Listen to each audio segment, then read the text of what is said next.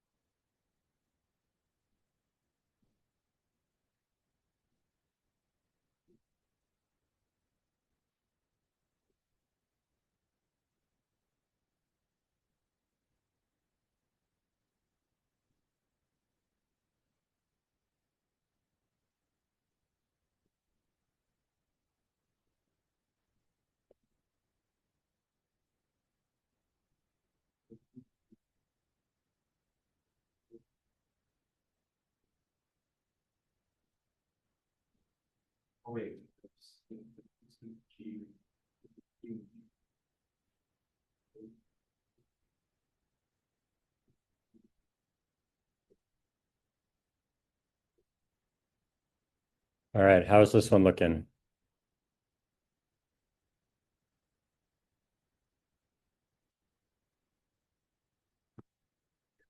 Any volunteers to come solve this one up front? How about just the equation for P? Can someone come fill out the equation for P? That's the easier one. Any volunteer?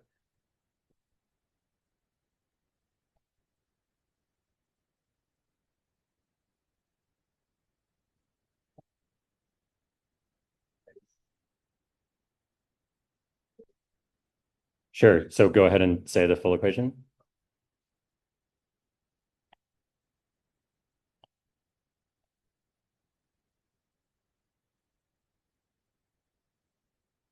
Thoughts? We like it, we don't like it? The crowd approves. Right, so last week we talked about adders, right? We talked about how we make fast adders by pre-calculating these group propagate and generate signals.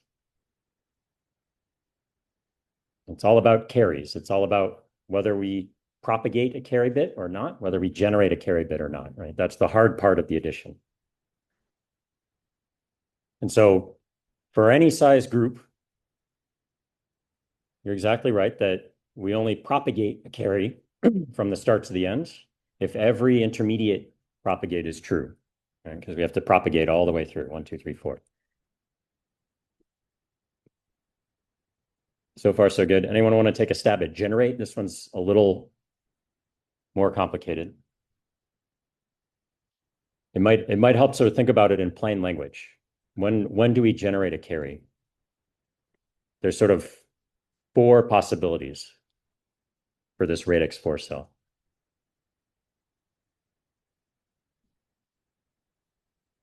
Which is to say there are going to be 4 clauses in our Boolean equation. Can someone just name one of the clauses?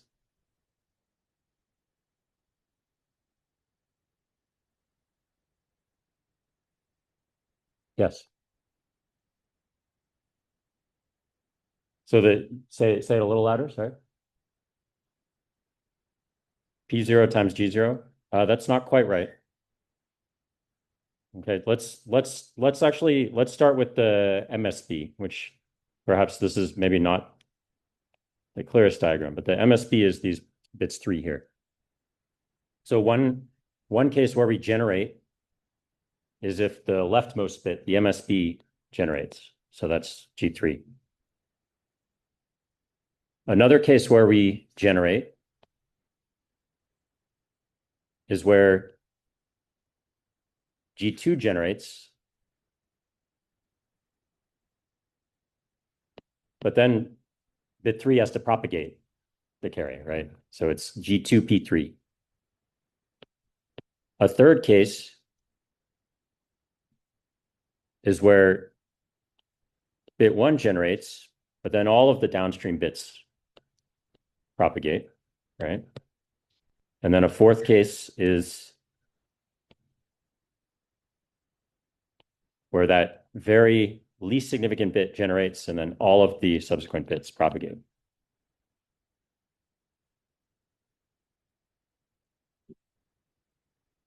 So that's how to reason about it in plain language. You can also refer to the sort of equation-based derivation that we did in the previous lecture if you want to check this.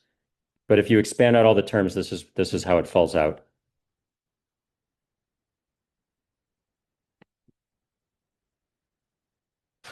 So we didn't talk about these radix 4 cells last lecture, except in passing. But we do notice that the equations are a lot more complicated. The logic is a lot more complicated than for a radix 2 cell.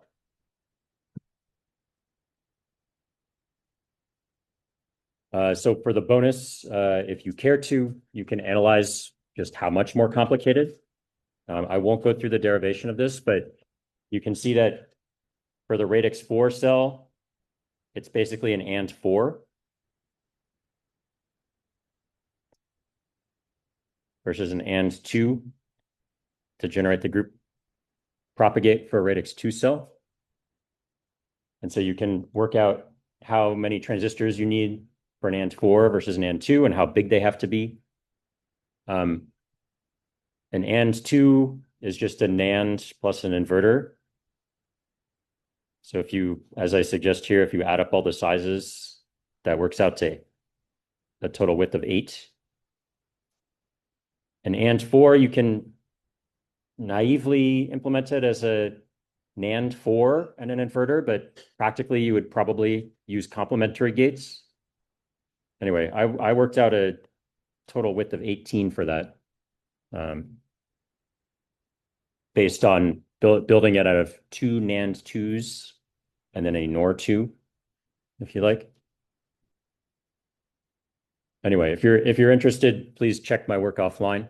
But the broader point just being that these 4 prefix cells are bigger and more complicated than radix 4 cells are bigger and more complicated than the radix 2 ones, right?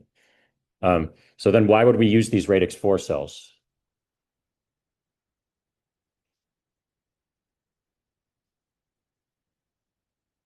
In our prefix tree.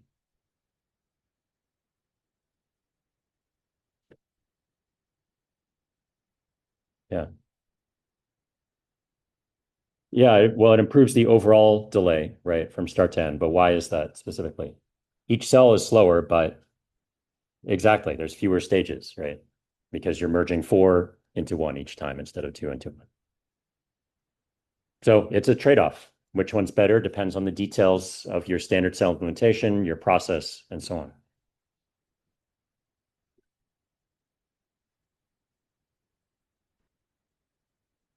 All right. Any questions about this warm-up?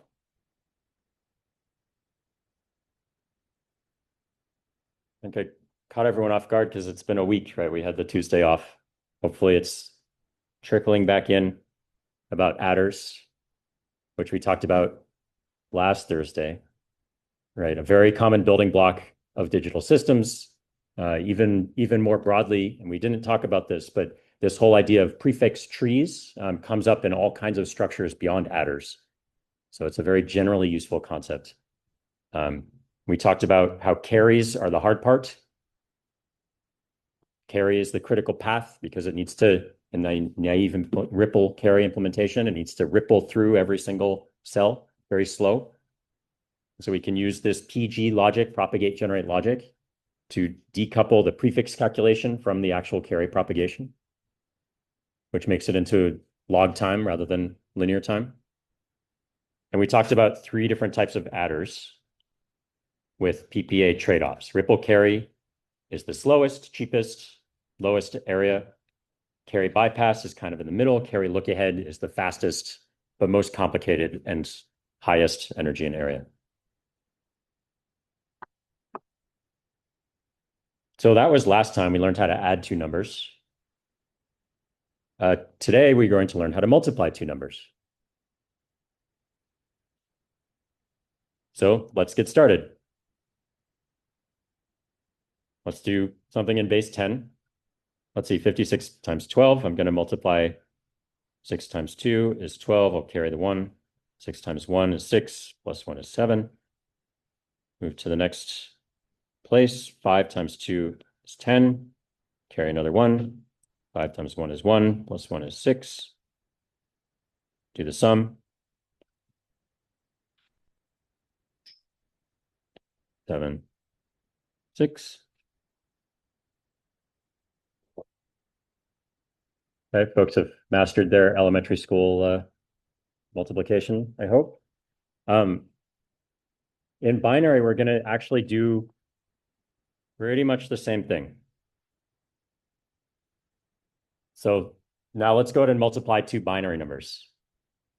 Okay, well, 1 times 1 is 1, right? 1 times 1 is 1. 1 times 0 is 0. Go to the next place. Well, this one's all zeros. 1 times 1, I'll just do it again. 1, 1, 0. Oh, that was very easy. We actually have no carries when we're doing the multiplication, right? Because the biggest number you can ever get when you're doing the multiplication itself is the 1. So that part seems very simple. Okay, then we need to do the final sum. It's a little more work, but not too bad. So 1 in that column, 1 in that column, 1, 1, 0. Okay, did it work? What numbers did we actually multiply here? 3 times 5 gets, it does indeed get 15. Okay, so it worked. Yeah, so multiplication is multiplication. It doesn't matter what base you're in. And this is basically the technique we're going to use to construct our basic digital circuit multiplier.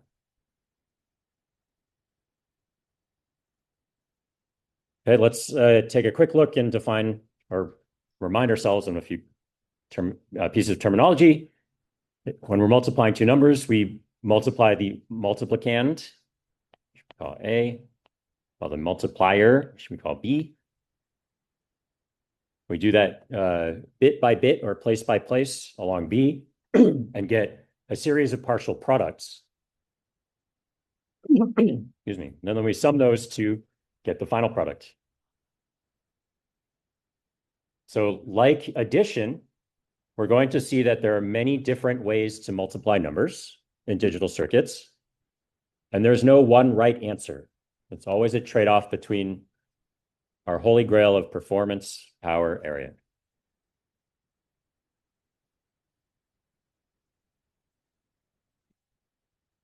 Okay, let's dive in and define our very basic multiplier design. Here it is. As we just saw, multiplying bits is very easy, right? It's actually so easy that it's just an AND gate.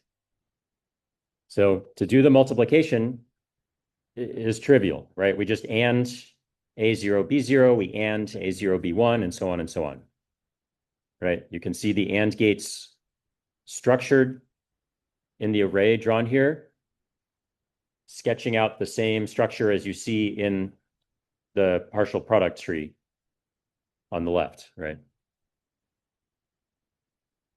So that part's easy. Then we need to go ahead and actually sum up those partial products. That part is not so easy.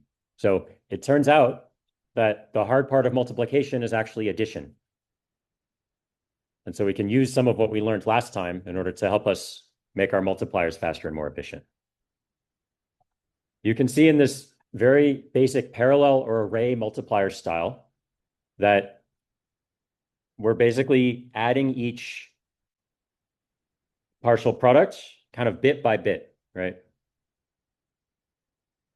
So we do the sum along each column, and we have this sort of array of full adders or half adders in some cases where we don't have that input in order to get the final output bit. Final output bits at the bottom, the final sum. Okay, you can stare at this and convince yourself that this is the exact same algorithm that I did when I was kind of summing the columns by hand, right? But let's go ahead and try to analyze the critical path through this. This is our 4-bit multiplier, which we're going to use as our toy example for the next several slides. So the critical path is going to start at bit 0, and it's going to kind of wind its way through the full adders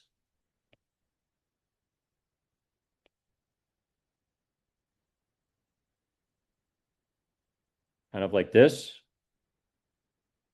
right? Because you can see that the very slowest thing is going to be calculating these last 2 bits, P6 and P7. And so we're trying to figure out what's the slowest way, the worst case that it could take for a signal to propagate to P6 and P7.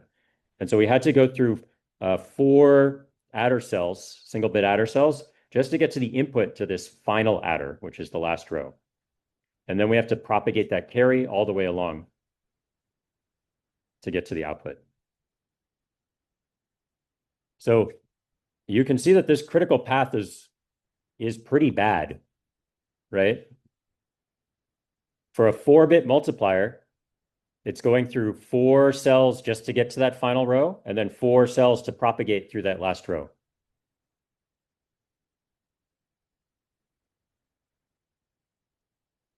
So let's look at this a bit more, and then we're going to see for the rest of the lecture how we can try to do better than that.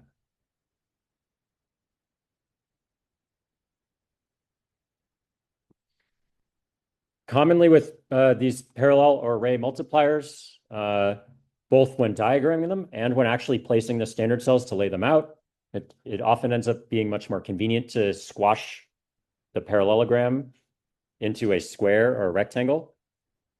So that's all we've done here. It's the exact same diagram as on the previous slide. It's just been squashed. Okay, and you'll notice that instead of going straight down, the arrows to go from one cell to the next are kind of jogged as the carry significance increases with each row.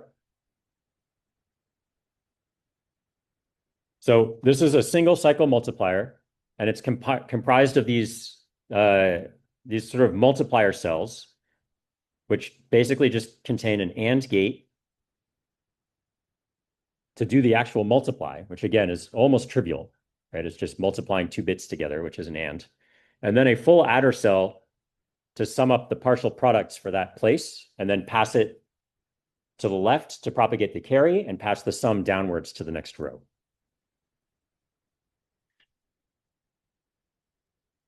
And so you can think of this as you like, if you like, because that's basically what it is a series of ripple carry adders, right? Kind of as I'm circling here.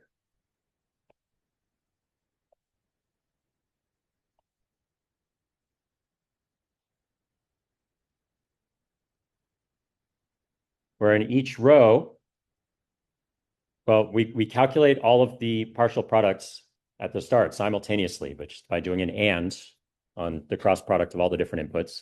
And then in each row, we do the ripple carry and kind of sum up the partial sums for that row and then pass it to the next row.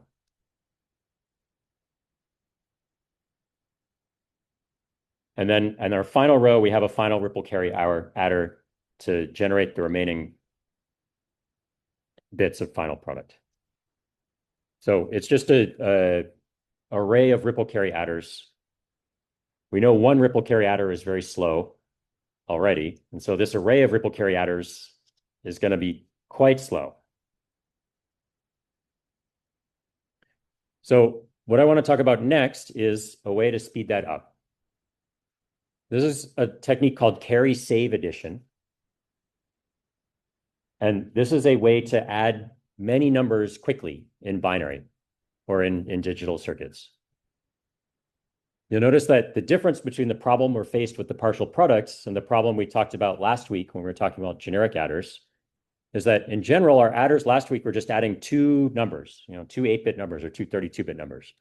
With partial products, we have kind of a different problem in that we need to add many different numbers together.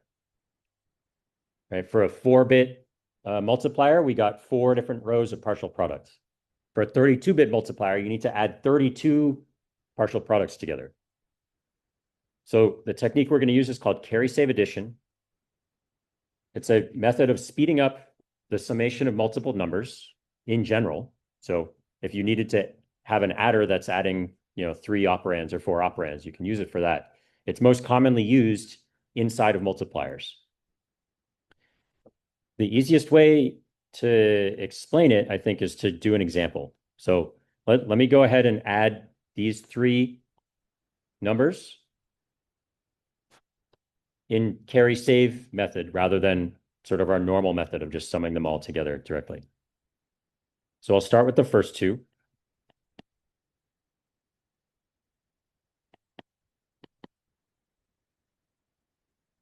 And I'm going to sum them up in a very particular way where I mark down the carries and the saves separately. Okay, so let me demonstrate in the first row. Well, we never have a carry coming into the first row, so that's always 0. 0 plus 1 has a sum of 1 and a carry of 0. 1 plus 1 has a sum of 0 and a carry of 1. And then 0 plus 0 has a carry of 0 and a sum of 0, and then 0 plus 0 has a sum of 0 as well. Okay, this is like a little bit of, it almost feels like sleight of hand. Like I did something kind of weird or unusual, right? All I'm doing is anytime I get a carry bit, instead of kind of marking it at the top and then using it in the next column sum, like we normally do with addition, I'm just jotting it down in a separate row and then not touching it again. Okay, let's continue the example. I'm going to go ahead and add in that third number.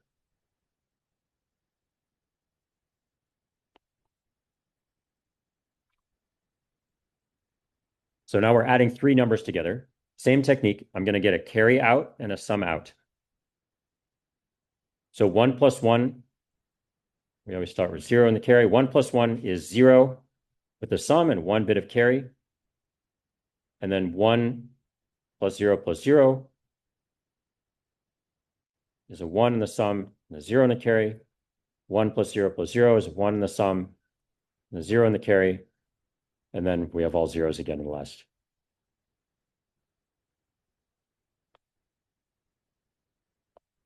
Okay, you'll notice that when we write down the carries, we shift it 1 column to the left to assign it the correct significance. So it's an additional power of 2, if you like. And what that means is that the carry and the sum, as I've written them down, have equal weight. And when we get to the final addition, we can just add those last two binary numbers together like normal. So now in the last row, we'll do a normal sum where we do have to actually propagate the carries to get a single number out. So now I'll do 0 plus 0 is 0, 1 plus 1 is 0, but now I do carry the 1, right? We're doing a sort of normal or carry propagate addition. 1 plus 1 is 0, carry the 1, and then 1 plus 0 is 1.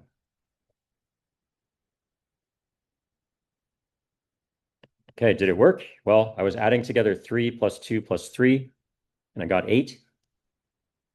So it works. It feels a little weird or maybe like extra work. Like why did we do it this way? Well, you'll notice that until I got to this very last step, I never had to propagate any carries. Right? The whole reason that addition was hard or slow is because we had to propagate carries from the LSB all the way through the chain to the MSB. And we played lots of tricks to try and get around that. Right? We did this carry look ahead adders, carry bypass adders, and so forth. Those introduced their own complexities, but they didn't solve the problem. This actually solves the problem. We have no more carry propagation until that very last stage. So what we've actually done here is we did 2 rounds of carry save addition. So we did round 1 here, where we added the first 2 numbers. Round 2 here.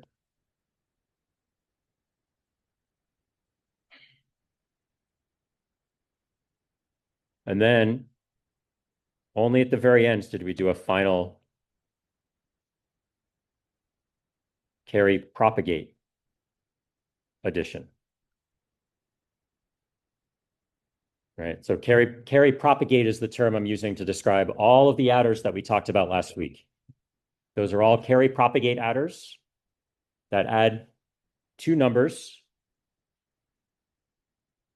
and produce 1 number, whereas carry save is a little bit different. It takes in 3 numbers and results in 2 numbers out.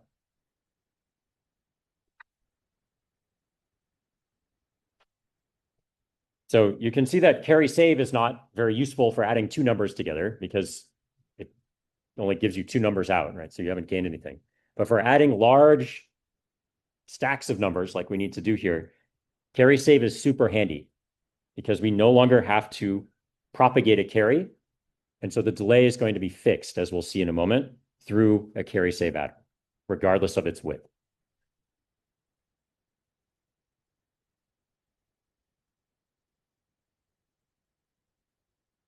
Okay, questions on this? I see a couple. Yes, back here first. Carries? You wrote down 4 bits, but others would be 5 bits? Yeah, you're correct. I elided that detail. There would technically be an extra bit of carry here. Yeah, it just happened to be 0 in this example. Yes. There are clear reasons for this takes like efficient lecture, or because it just makes more sense to multiply, or it's like not really just normal with it. Yeah, so I think when you're designing an adder, the quote unquote normal case is that you're only adding 2 numbers together. And so in that case, carry save addition is not useful. So we kind of reserved it until this lecture where it became useful. But there's no like fundamental reason. You could learn about carry save addition as you're learning about other types of adders, and then apply it here, because it is just another type of addition that happens to be much better for adding multiple numbers together.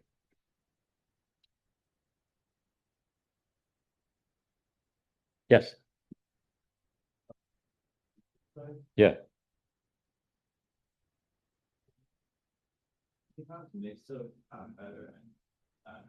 Yeah, good question. I kind of skimmed over this detail, but if you stare closely at the diagram, you'll notice that whenever we have 3 inputs to a cell, we need a full adder cell, because as we talked about in the previous lecture, a full adder cell typically takes 3 inputs, A, B, and carry in. That's what we call them. They can really be any 3 inputs. of equivalent weight, and then it generates two outputs. Whereas a half adder cell only has two inputs, A and B. And so you'll notice, just to take this one as an example, this half adder cell, it only has two inputs. So we only needed a half adder there. You could implement it all as full adders. It's just wasteful, right? Because you don't need that.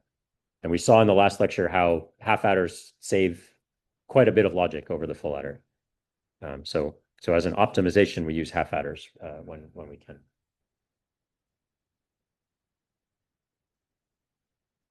Cool. Other questions on carry save addition or the array multiplier? We haven't talked about how to use this yet. We've just talked about what it is.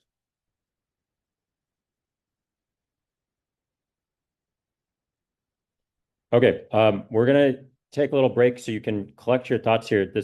Oh, I'm sorry. That's in one more slide. Let me talk about these carry save circuits, and then we'll do a problem. So this is what a carry save adder looks like. It's dead simple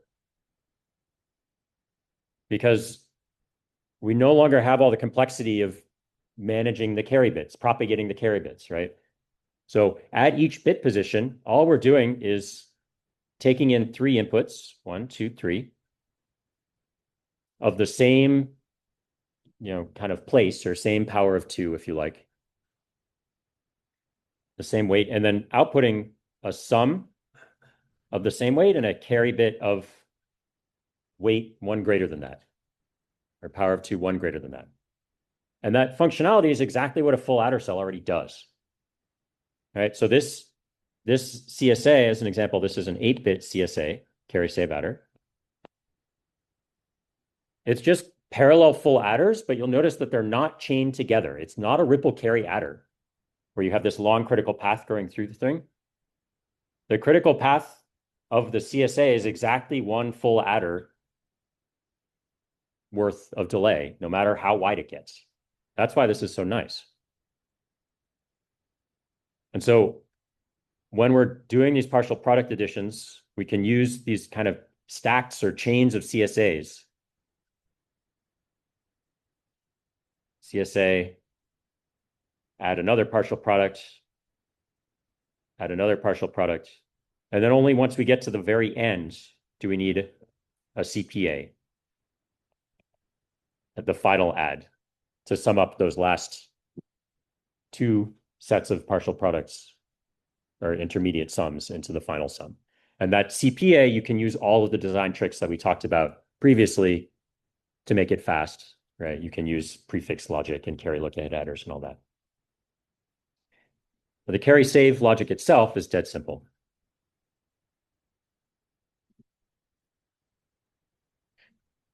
Okay, now let's take a little pause. This is a little bit different than what we've done in the past, but please go ahead and try this one on your own. Take about 5 minutes to fill this out. And I'm not looking for formal definitions or anything like that. Just your own sort of intuition or rule of thumb is perfectly fine.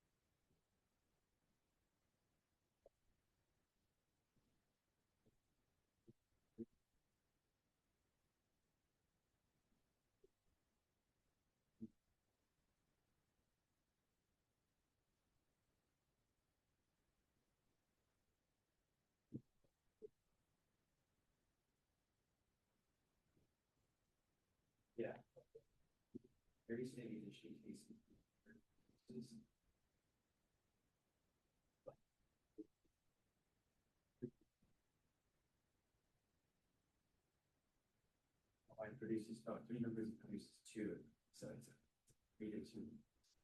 So verse 1 would take the, like this would be the chair, but it doesn't this is the sum.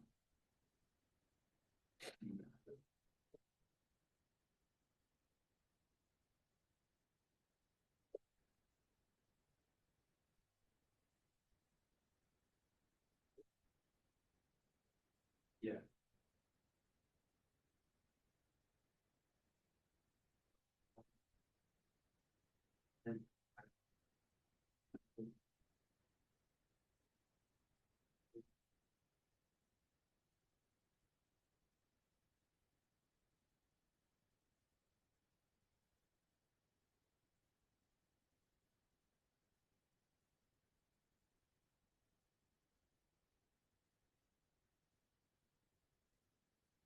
Okay.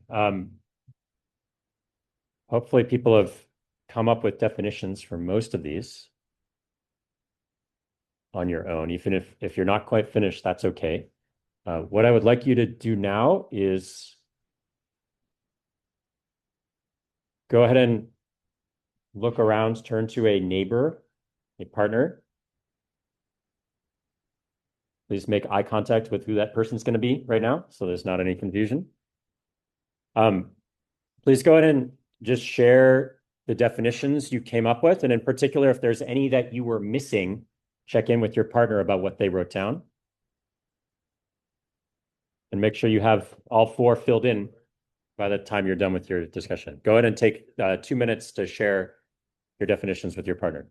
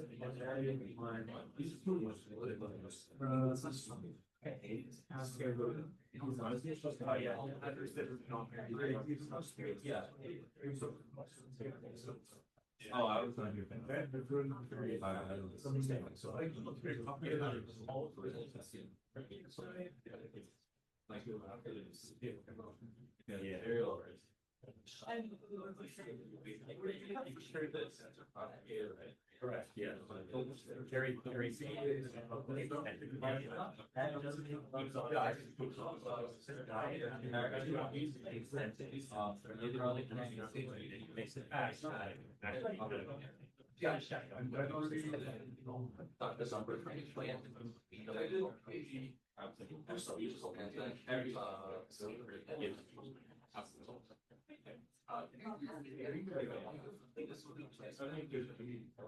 going to see in a minute how much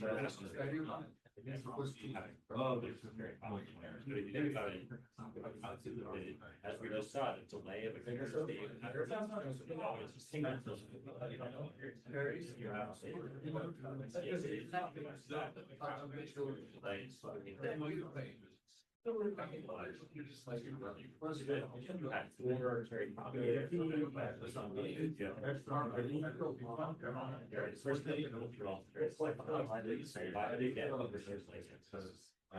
delay would be 4 times whatever these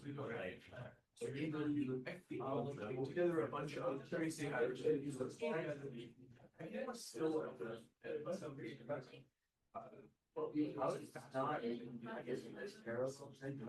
instead of having long way. Like going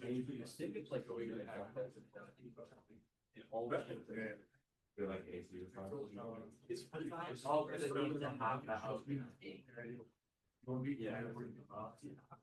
the very last step, exactly.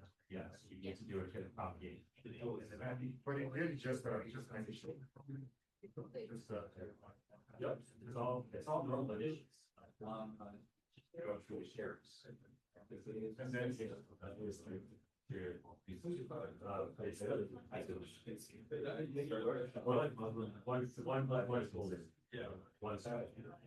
So the sum bit is 0. Yeah.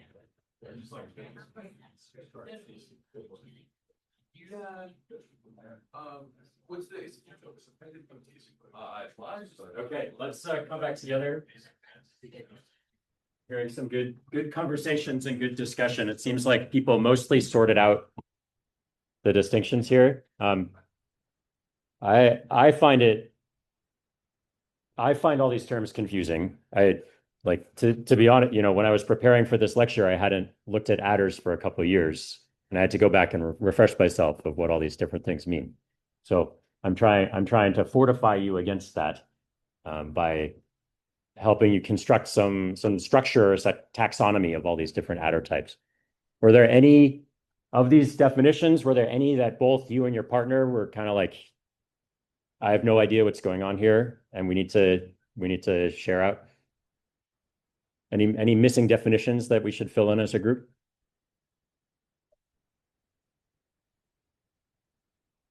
Yes. I missed the lecture, so I'm not sure what carrying. Okay, well, that's on you. So can someone very briefly explain, give a quick definition or summary of a ripple carry and a carry look-ahead adder? Yeah.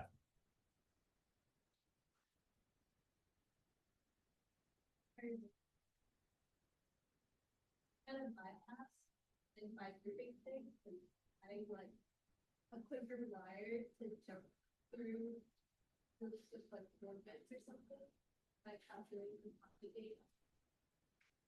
Well, faster enough. Yeah, that's a good rule of thumb definition. Thanks. Yeah, for more details, please go watch the lecture last week. Okay, let's keep moving ahead. If there's no other burning questions about these different types of adders, we're going to see now how we can use carry save addition to speed up our array multiplier. So this is our array multiplier. We've refactored it using carry save addition now, instead of just 4 rows of ripple carry adders. The astute among you may notice that, this actually looks very similar to what we had before, right? Each of our multiplier cells still has an and to do the actual multiplication, and then a full adder cell, which is now doing this carry save step, right? Because remember, the carry save adder is just a row of full adder cells. We've shuffled some of the wiring around, so I won't go into the details on that.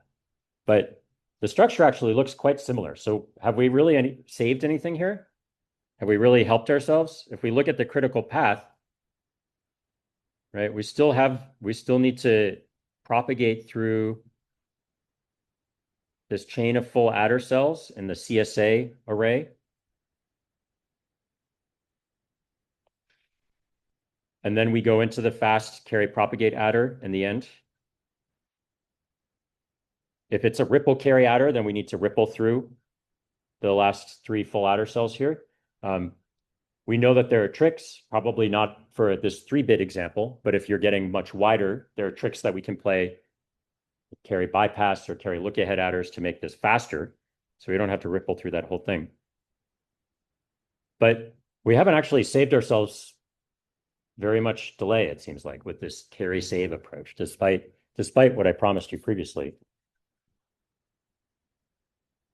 So now we can apply a little more cleverness, because carry save addition, like all other kinds of additions, is associative and commutative, right?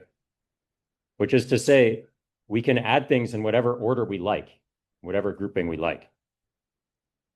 And so This is going to have a very similar feel to what we did last week with the PG logic.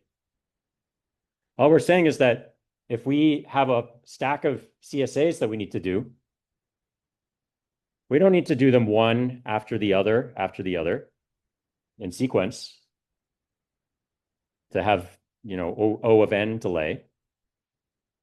We can do them in a balanced tree structure to give a logarithmic delay.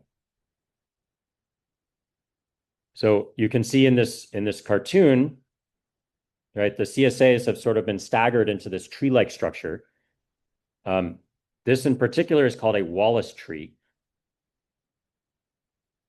And so the type of multiplier that's using this CSA tree in order to sum the partial products is called a Wallace tree multiplier. And this is very, very common. So almost any except the very smallest multipliers are going to be using these Wallace trees in practice because they're just a good idea. Right? They don't have a huge penalty in terms of area or power, and they get a big delay savings, right? You think about each of these CSA cells as another term for these is a 3-to-2 compressor. Because as we've said previously, it takes 3 inputs of equal weight, and then it produces a sum bit of the same weight and a carry bit of the next weight. So it's compressing 3 bits down to 2. And so we can build this tree of 3-to-2 compressors. And then only at the end do we have our sort of 2-to-1 carry propagate adder. And so our delay is going to end up being all logarithmic with n, which is what we want, right? So we get 3 to log, base 3 over 2 from the CSA delay of n, and then log base 2 of n from the fast carry propagate adder at the end, assuming we're using some sort of fast prefix adder that's logarithmic with the width.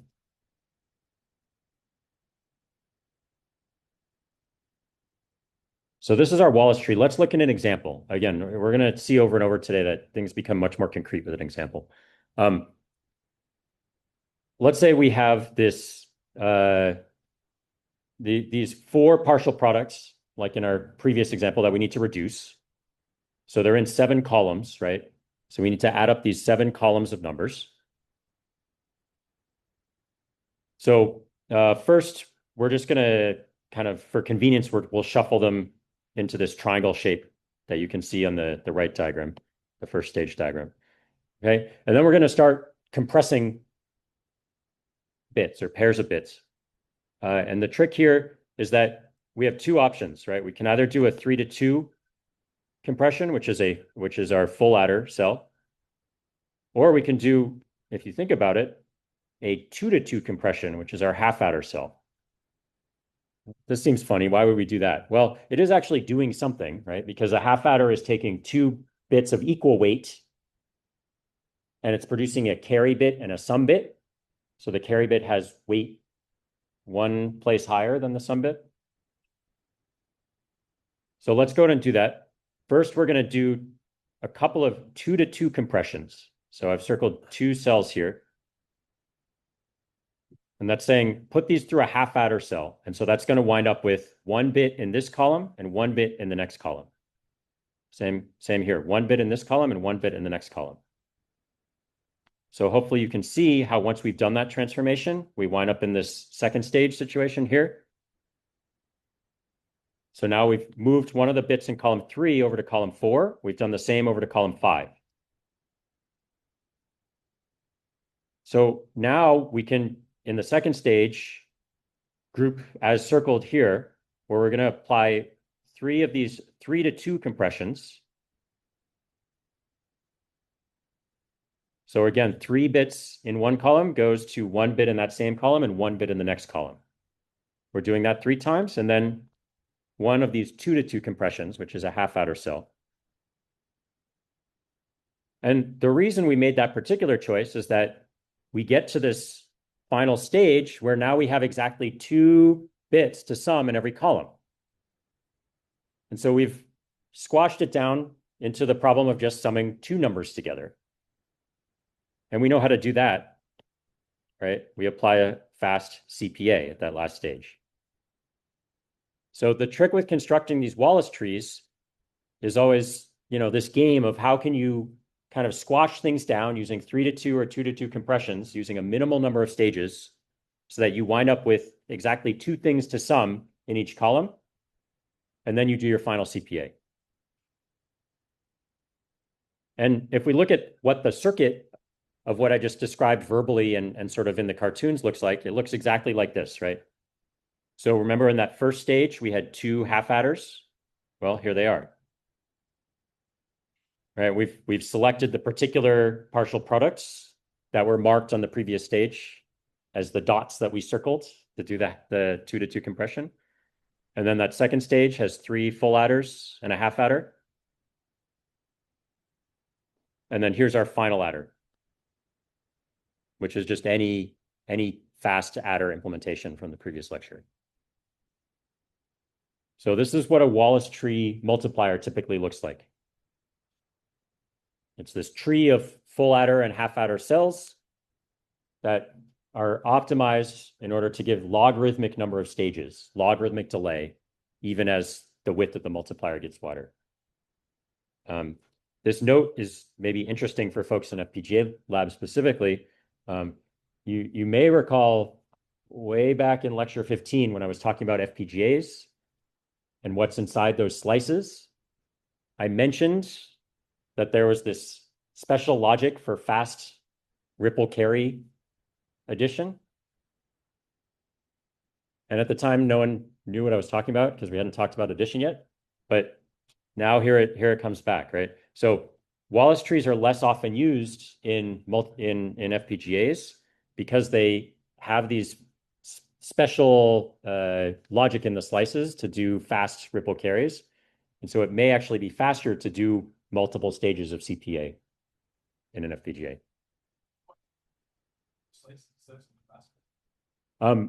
Because it's useful in many more scenarios. These CSA cells are mostly only useful for multiplication.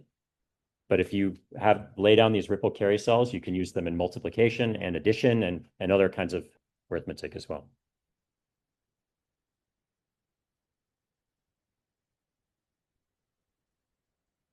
Yes. These that we very previously practiced it would have been like we needed to have pattern all of one on zero. How do you go about deciding where you're going to have that? Yeah, so I think in this example, you might be able to reason out this optimization by sort of working backwards, I guess. Because what the goal is, you're trying to get 2 bits in every column, right? So then you could try to work backwards from that and say, okay, well, I know I'm only starting with 1 bit in column 6. So in the next to last stage, this bit needs to wind up back here. And you could kind of reason it backwards from that. You can also, I don't like, this is not the only 2-stage implementation. It might be the optimal one in terms of minimal number of cells, but there are other ways to go from this starting point to the final adder with 2 stages, placing the half adders in different places. So it's a little bit by almost feel or experimentation at first. And then once you've done it a few times, you sort of get a feel for where to start. In general, starting with the tallest, the column with the most bits first is almost always going to have a cell at every stage. Yeah, I don't have a very concrete answer for you. In practice, you would write a script to figure this out, to figure out this optimization. But if you're doing it by hand, I think a little bit of trial and error can get you pretty close to optimal. Right, yeah, good clarifying question. So we're just talking about the structure of a multiplier that can multiply generic numbers here, yeah. these numbers 0 through 6 are not the numbers themselves that we're summing, they're just the bit positions.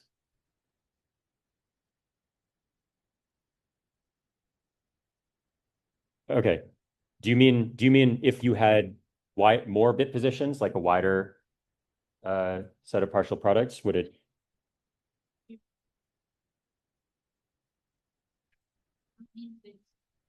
Here and then the columns might be changing. I see. Well, all of these bits will always be there. They'll just be 0 or 1, right? So all of the partial products will always show up. There's no way to know beforehand which ones are going to be 0 and which ones are going to be 1. So you always have to go ahead and sum them. It's actually, in a few minutes, we'll talk about maybe a technique where we can get around that, but we haven't talked about that yet.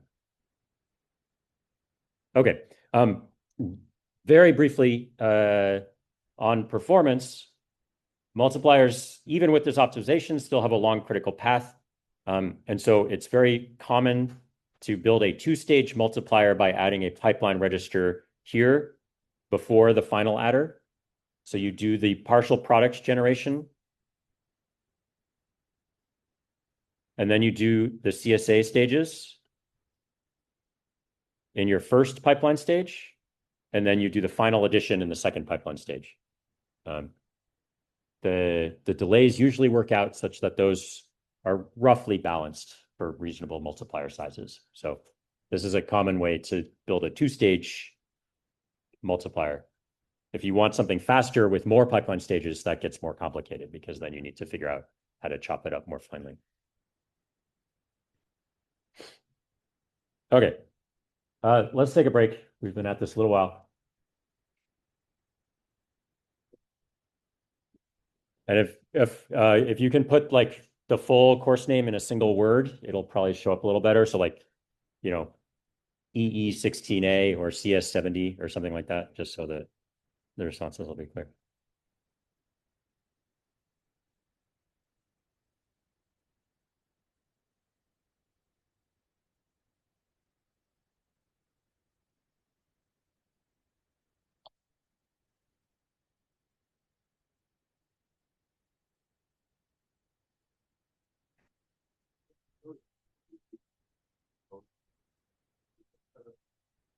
Which one is 162? Operating. Oh, interesting. Okay. Okay.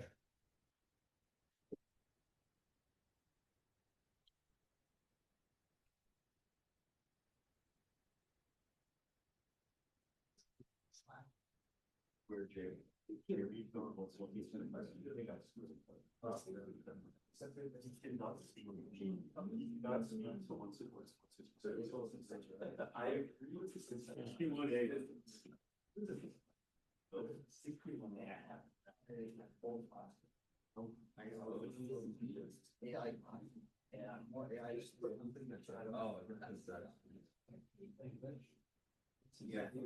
All right. Well, looks like 61C is the runaway favorite. I guess that shouldn't be too surprising for this crowd. Oh, yeah.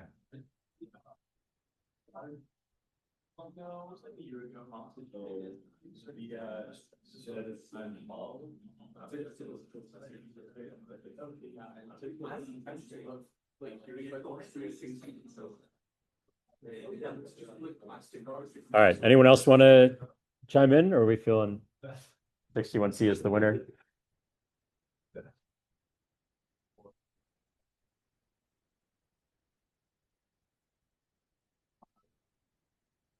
Math 54 is not an EECS class, I don't think.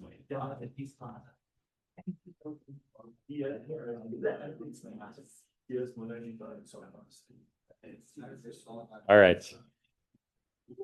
Well, I'm glad people enjoyed 61C. Hopefully this one, after you're done with this class, that'll be your new favorite. But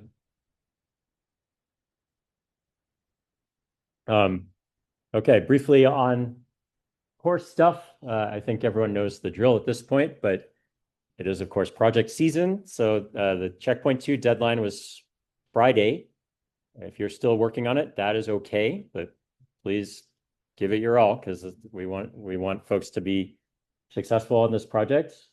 and moving along to the more advanced stages. So this week and next week are working on checkpoint 3. So ASIC folks are designing a cache, I believe, and then FPGA folks are building this floating point unit, supporting floating point instructions. Deadline for that is in a week from Friday, a week from tomorrow. So, and then just a plug as always, please do continue showing up to your labs sections. They're there for your benefit. And it's a good time to get together with your partner and spend some committed hours on the project. That's not like 3 in the morning the day before it's due. We saw the photos. People were in the lab at 3 in the morning. No good. And then of course, homework 9 is due tomorrow. I'm sure folks are tracking this. This is the one on wires, energy, and adders. So please take a look at that if you haven't already.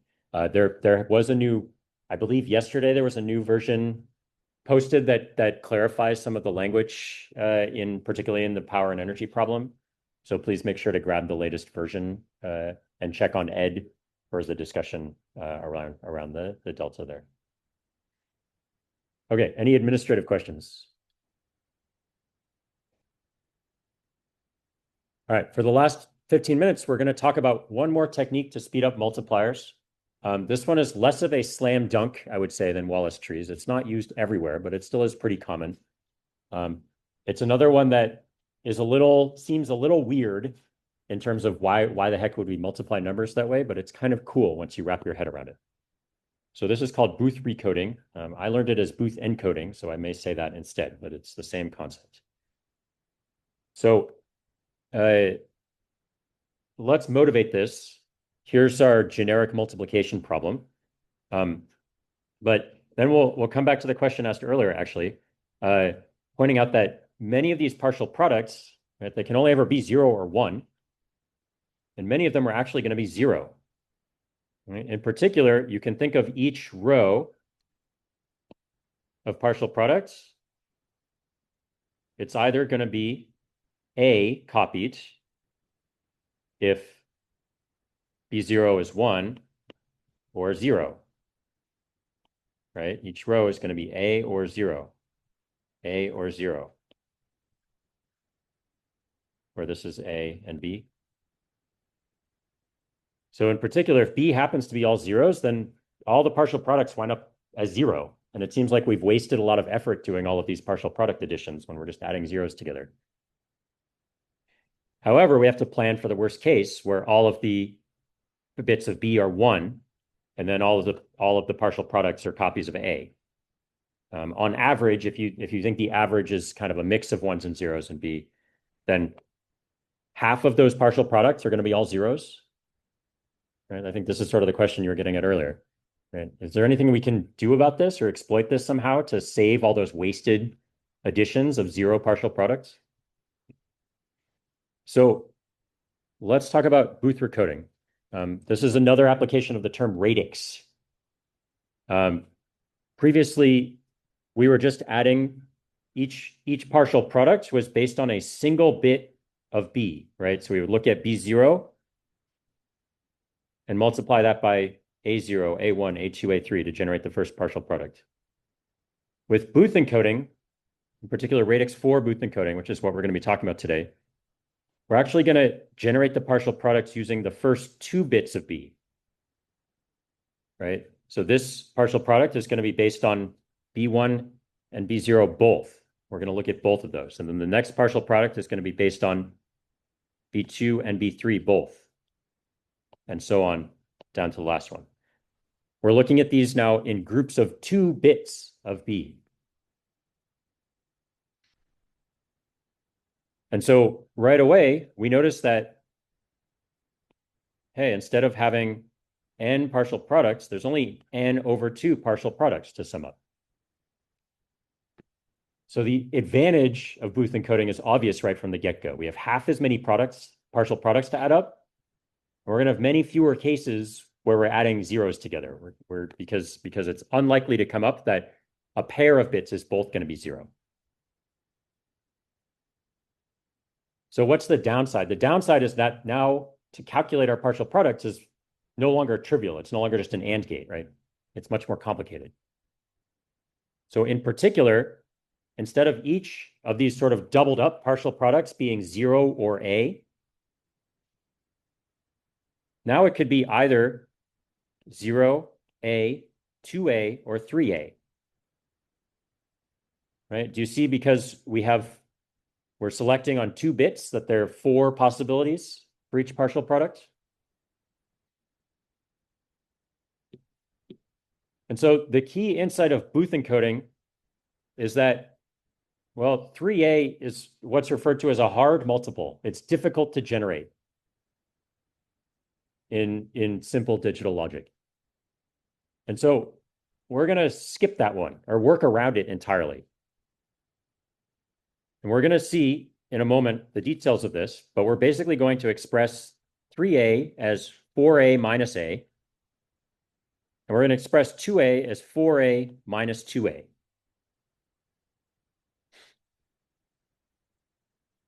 So let's think about this. Why are 2 and 4 preferable to 3? Yeah. Yeah, exactly. Right. So to get 2A, you just take A and nudge it over one column, right? It's trivial. It's a shift by a known amount. To get 4A, if you wanted, you could nudge it over by 2 columns, but we're actually going to do something even cleverer than that. And we're not going to worry about 4A at all. Instead, we're going to leave, as it says here, we're going to leave 4A for the next partial product to worry about. And so for a given A, we only ever actually need to generate A or 2A or their complements. So negative A, negative 2A. Or 0. 0 can still happen, but it's not as common. Okay, I'm going to explain this in kind of 3 rounds. So that was the first kind of high level round. Next slide, I'll get into the details, and the slide after that, I'll do an example. So I'm probably going to ask that folks hold questions until I've gone through all the rounds of explanation, because it may clarify it for you. So here's how we do the Booth recoding, right? The technical term for this is canonical sign digit encoding, if you like. That's kind of a mouthful, so we can just call it Booth recoding. So we're going to look at each pair of bits B, so BK and BK plus 1. There's 4 possibilities. There's 4 possible actions we could need to take. But we see how we've recoded these actions into 0, plus 1, minus 2, and minus 1. And in these last 2 cases, we have this extra factor of 4A, and that's going to wind up as being an additional bit in the next columns, in the next group of bits decision about what to do. So let's go through this table and step through the examples, okay? So B of K minus 1 is coming from the previous bit pair, and it's this sort of extra bit of information about what to do from the previous one. So let's first look at the cases where B of sub K minus 1 is 0. Those are the easier ones to think about, right? Because we already just sort of talked about them. So if B sub K and B sub K plus 1 are 0, then our action is 0. That's straightforward. Moving to this row, if it's 0, 1, well, then we need to add plus 1 or plus A, right? If it's 1, 0, then we need to do plus 2, but what we're really going to do is minus 2, and then we're going to do plus 4 in the next action. Oops. And then in this last option, if they're both 1, we're going to do plus 4 in the next action and then minus 1 here. Okay. And now the key sort of mental leap, I guess, to wrap your head around this kind of next column or next action thing is that if you're doing plus 4 in the next action, but it's 2 places over, so from that perspective, it's really just plus 1, right? Do folks follow that? if from bits B0 and B1, if I wind up with this +4 term, if I toss it into the next action, it's equivalent to +1 in the next action. And so if you go back to your table, you can see that this bit from the previous pair is just adding 1 to whatever we did previously. So we just have an extra 1 here, +1 goes to +2 here, -2 goes to -1 here, and -1 goes to 0 here. So this is the elegance of Booth encoding, is that you'll notice that our list of actions now is entirely constrained within +2, +1, 0, -1, -2. If we have a 3, we recode it. If we have a 4, we kick it over to the next column to worry about, and it becomes a 1 in that next column. That's the core idea behind Booth encoding. Okay, for my final level of explanation, I want to do an example, which I think is actually the clearest way to concretely see what's going on here. All right, so first we'll do this multiplication in the kind of standard normal way, and then we'll do the radix 4 Booth encoded version. So quickly going through the version on the right, well, our first set of partial products is just going to be 0. Our second set of partial products, B1 is 1, so this is just going to be A. Our third set of partial products will be 0. And our fourth set of partial products will be A. Right? Again, this is 0, A, 0, A. And then we can sum up the columns. I'm doing this quickly from my notes in the interest of time, because I think you all know how to sum numbers.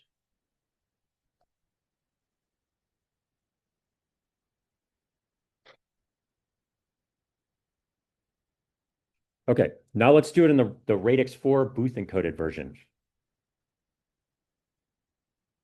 Remember, we start by looking at pairs of bits.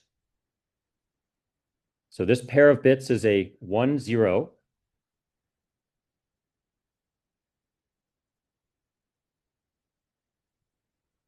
And so from the previous encoding, we saw that 1, 0, we want to grab 2A from that. But what we're really going to do is do 4A minus 2A, right? And so for this column, we're going to grab 2A minus 2A, and then we're going to put the 4A in the next partial product. So here's A. So to get 2A, I need to shift it over by 1. And then I'll just demarcate it as negative. Do folks see that this is minus 2A, what I've written here?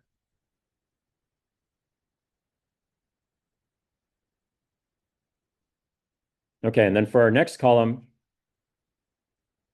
we had this 4A, so that becomes a plus A in the next column. So I'll mark that down here so I remember it.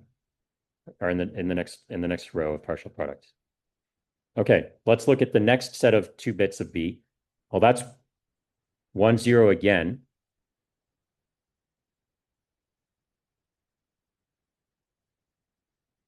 So this is 1, 0, which is 2A plus A. So this one's really going to be 3A, which we want to represent as 4A minus A. Okay, so that means we're going to put minus A in this row. 1, 1, 1, 0. And that's also negative.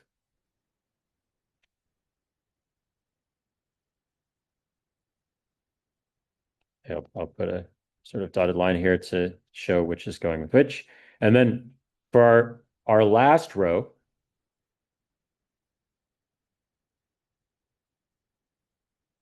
well, we don't have any more bits of B, but we do have this one more 4A term, which becomes an A in the last row.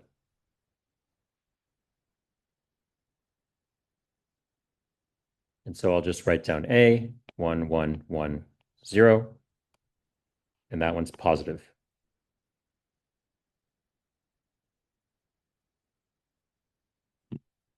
And then we have to do our final sum. The final sum becomes more complicated because we need to add together both positive and negative numbers. Rather than trying to work through the vagaries of borrowing in binary, which is kind of a pain to explain properly, we could quickly convert these numbers into decimal to convince ourselves that it adds to the same thing.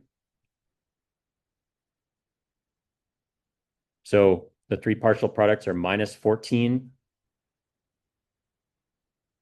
minus 28. And then this last one here is plus 112.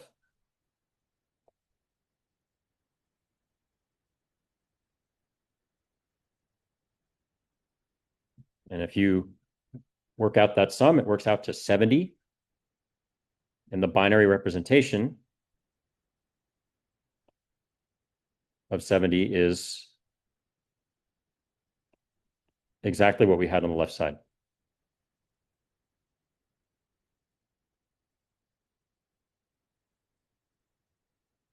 Yeah, so it's a little mysterious. It does work. And I'll just call out a couple quick things. One, we noticed that there are fewer partial products on the right than on the left. So we achieved our goal. It wasn't exactly half because we had this extra one at the end that we had to handle. But in general, it's going to divide the number of partial products by 2 in the limit for a large number of bits. We also noticed that our partial product tree has to handle subtraction. So adding up the partial products becomes more complicated than what we showed previously. Okay, we're not going to talk about the details of that today. Okay, I can have time probably for one question, but I think probably people need to go, so yeah.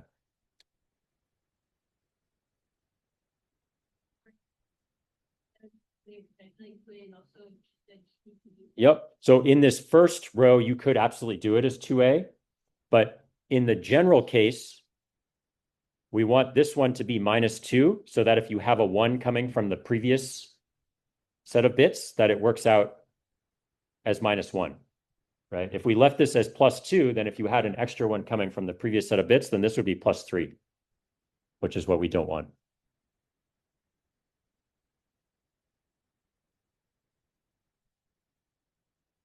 Okay, so that's the basics of Booth encoding. Okay, there'll be a little more discussion about this in discussion sections as well this week, and then you'll get some more practice on your homework. I'll stick around after lecture as well if people have other detailed questions about what we discussed today, but I do want to make sure to end on time. So let's go ahead and wrap it up there. Next time, we'll talk very briefly about arithmetic circuits in practice, how digital designers actually use and instantiate them. And then we're going to start talking about flip-flops. Thanks, everyone.